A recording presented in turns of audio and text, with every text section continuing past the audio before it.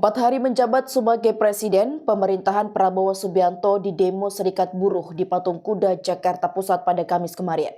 Dalam aksinya, para buruh membawa 6 tuntutan terhadap pemerintahan yang baru, diantaranya kenaikan upah, batalkan Undang-Undang Omnibus Law, hingga penghapusan sistem kerja kontrak.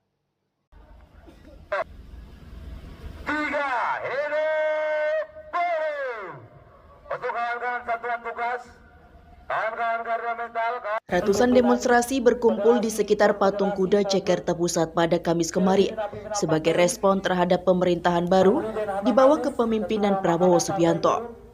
Aksi ini dipimpin oleh Konfederasi Serikat Pekerja Indonesia atau KSPI dan didukung oleh Partai Buruh yang menuntut 6 poin penting sebagai bentuk ketidakpuasan terhadap kebijakan pemerintah.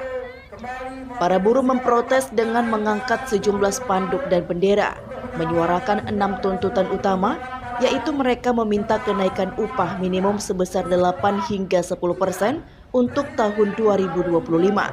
Berdasarkan analisis yang mempertimbangkan inflasi yang diperkirakan mencapai 2,5% dan pertumbuhan ekonomi sekitar 5,2%.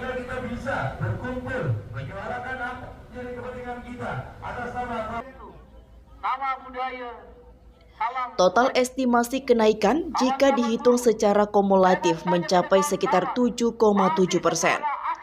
Tuntutan untuk membatalkan undang-undang yang dinilai merugikan hak-hak pekerja ini menjadi sorotan utama.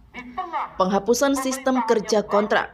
Para buruh menuntut perbaikan terhadap sistem kerja yang dinilai tidak memberikan kepastian dan perlindungan bagi pekerja. Serikat Buruh Indonesia telah menyatakan 18 September bulan lalu.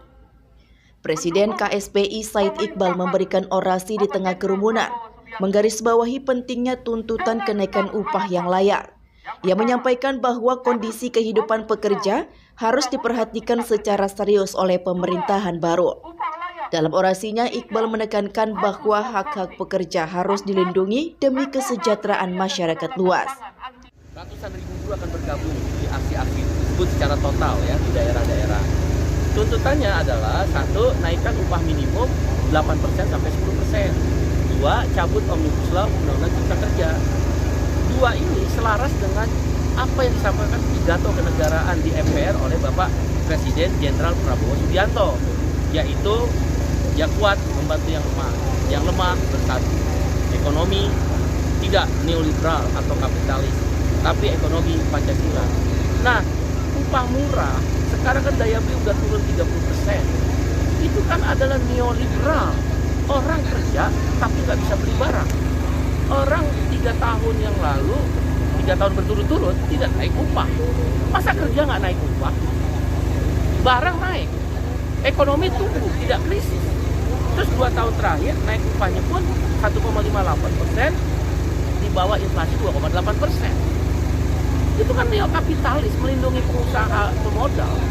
Neoliberal, kita nggak anti investasi, kita nggak anti pemodal, yang kita anti adalah melawan ketidakadilan. Karena itu kita minta kembalikan daya beli, yang sekarang 5 bulan terakhir sudah deflasi, bahkan kelas menengah udah ngambil makan tabungannya, kelas bawah udah nggak punya uang untuk beli barang mencukupi kebutuhannya. Kalau sekedarnya bisa bertahan hidup, apa bedanya dengan kambing kalau cuma bertahan hidup?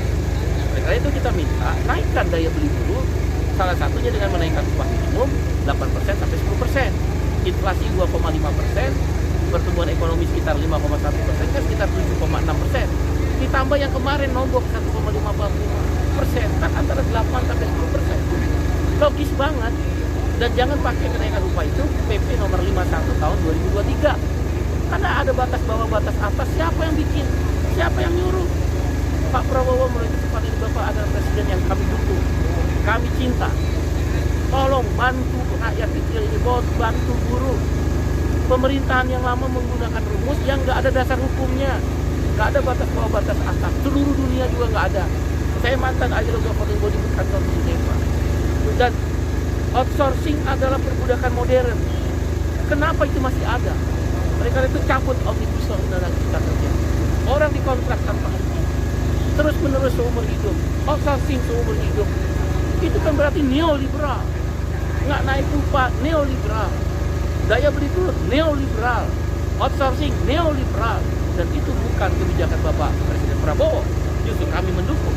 Tidak mungkin pertumbuhan ekonomi akan tercapai kalau konsumsi rendah akibat upah murah dan daya beli turun.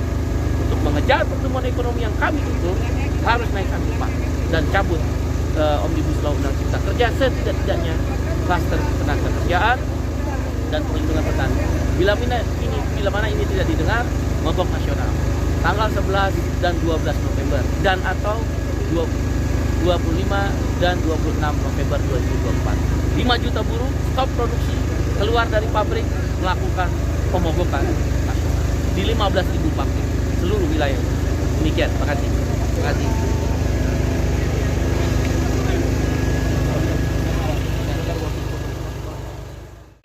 Meskipun aksi berlangsung damai, demonstrasi ini menyebabkan kemacetan yang signifikan di sekitar Bundaran Patung Kuda.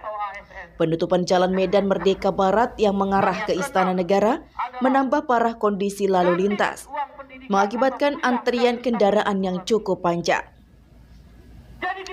Dari Jakarta, Tim Liputan BITV melaporkan.